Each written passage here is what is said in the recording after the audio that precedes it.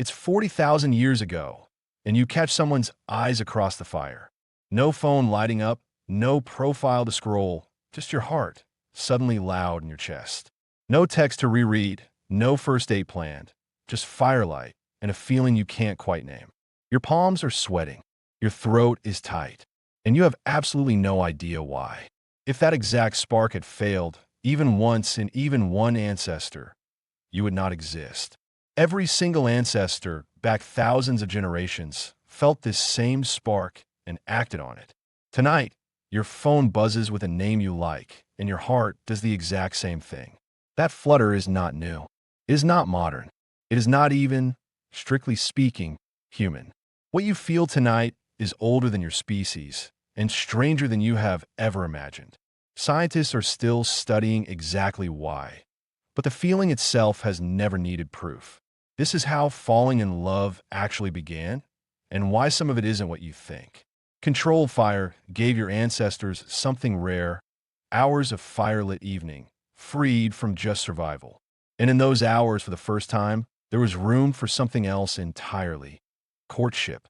To find the beginning, you have to go back over 4 million years, long before Knock. In 2009, anthropologist Owen Lovejoy studied a skeleton nicknamed Artie, 4.4 million years old. Male apes have huge, dagger-like canine teeth for fighting other males over females. Artie's canines were small and stubby, barely different between males and females at all. Lovejoy's theory: males stopped fighting for mates and started bringing them food instead. Females who bonded with the most reliable provider raised more children who survived. Walking upright freed their hands, perfect for carrying food back to someone waiting. There's one more piece. Females may have lost outward signs of fertile days, unlike most other apes. That hid who was available and made loyalty, not competition, the winning strategy. That single trade, loyalty for food, may be where pair bonding in our lineage began. Then, it was a shared kill by firelight. Today, it's ordering dinner for two. Here's the wild part. Your own body still carries the evidence of this trade. Human males are only about 20% bigger than females, closer to gibbons than gorillas. Gorillas fight brutally for harems. Gibbons pair for life. Your body says you're built more like a gibbon. But bodies are only half the story. In 2005, anthropologist Helen Fisher looked inside the brain itself. She scanned 17 people who were newly, deeply in love, and showed them a photo of their partner. One tiny region lit up every single time, the same region that lights up craving food or a drug. Fisher's conclusion: romantic love isn't just a feeling. It's a drive, as basic as hunger. Couples together longer showed something else: activity in brain regions tied to deep, calm attachment. That's the brain's way of turning a spark into something built to last. That's why Knock can't stop glancing across camp. That's not weakness. That's chemistry doing its job. Here's the wild part. Scientists found the same chemistry in a tiny, unromantic rodent. Neuroscientist Larry Young studied prairie voles, one of the few mammals that mate for life. A single hormone, oxytocin, was the difference between a species that pair bonds and one that doesn't. That same hormone floods your brain the moment skin touches skin, from a hug to a handheld. Then, it was a hand held by firelight. Now it's a hand held on a couch. Same chemical. In 2002, Fisher mapped this feeling into 3 separate brain systems, each with its own job. The first is simple lust, pure hormones, wanting anyone at all. The second is attraction, the obsession with one single person and no one else. The third is attachment, the calm, steady bond that can last an entire lifetime. You felt all 3. The butterflies, the obsession, and later, the quiet comfort of just staying. In 2011, psychologist Ethan Cross found something else. Rejection lights up the same brain regions as physical pain. So a broken heart was never just a metaphor. To your brain, it's genuinely painful. This isn't just theory. In 2007, archaeologists found proof buried in the earth itself. Near Mantua, Italy, archaeologist Elena Minauti uncovered a 6,000-year-old grave. Inside were 2 skeletons, face to face, arms wrapped tightly around each other. Both were under 20 years old. Neither showed any sign of violence or a struggle. Whoever buried them arranged that embrace on purpose, and it held for 6,000 years. The tomb held no weapons, no wealth, only two people and the position they chose. Today, people call them the Lovers of Valdaro, and thousands visit their embrace every year. Knox people may have done the very same thing, held on even past the very end. Ash, meanwhile, just wants to know if the flirting means more scraps of meat for him. Quick pause by the fire. If this is surprising you, drop a heart below and keep going. There's an even older clue, this time about how ancient people try to be chosen. At Blombo's Cave, South Africa, researcher Christopher Henshelwood found tiny shell beads, pierced and strung. They're roughly 75,000 years old, among the oldest jewelry ever found on Earth.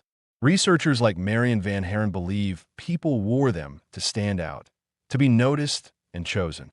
Then, it was a shell necklace by the fire. Now, it's the outfit you picked before a date. So the spark is ancient. But how it played out, that's a very different story. In 2011, anthropologist Robert Walker studied marriage customs across 15 hunter-gatherer societies. The most common pattern wasn't chosen by parents. It was bride service, working for her family. For months, sometimes years, a suitor hunted and built for the family he hoped to join. Then, it was proving yourself with meat.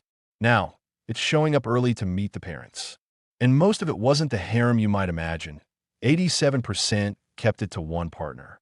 In some African hunter-gatherer groups, people even chose their own partner. No arrangement at all. Not every match came from courtship at all. In some groups, an aunt or grandmother quietly arranged it instead. This wasn't quick. Reliability had to be proven, season after season, before trust was earned. And somewhere in all that work, real affection had room to grow, quietly, side by side. Whichever way it started, the whole camp usually celebrated when a bond finally formed. Now here's the part that will genuinely surprise you. About something you assume is instinct. In 2015, researcher William Jankowiak studied romantic kissing across 168 cultures. Fewer than half of them kissed romantically at all. Some found the whole idea disgusting. Zero documented romantic kissing among foraging peoples in Central America, the Amazon, or Sub-Saharan Africa. In the Middle East, every culture studied kissed romantically. In Central America, researchers found none at all. Knox tribe may have shown love by sharing food from one hand or resting forehead to forehead. So the chemistry chasing you tonight is universal. The kiss you'd use to show it is not.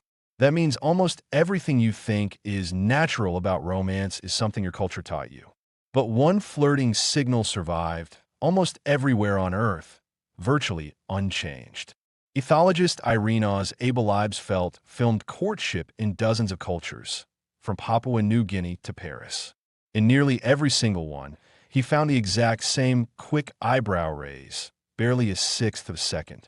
You've done it yourself, without ever noticing, a flicker of the brows, gone before you registered it.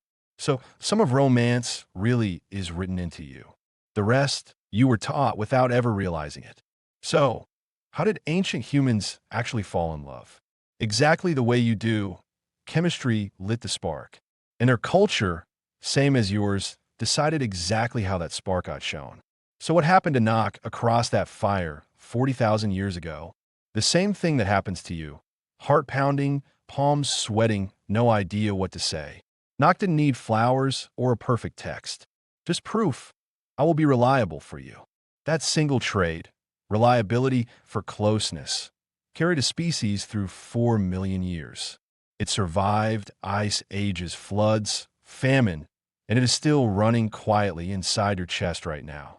Some sparks fade, some don't. Even now, no one has ever fully explained why some do. There was no algorithm matching them. Just firelight, patience, and a very old kind of luck. So the next time your heart races for no reason you can explain, you'll know exactly why. It's not random. It's not new. It's 4 million years of ancestors rooting for you to find it. What they had by that fire wasn't so different from what you're looking for tonight. A person, a little chemistry, and someone willing to stay one more sunrise at a time. Every heartbreak, every reunion, every quiet moment together, all of it built from the very same spark. Rivers moved, ice came and went, and through all of it, that spark kept finding its way to someone.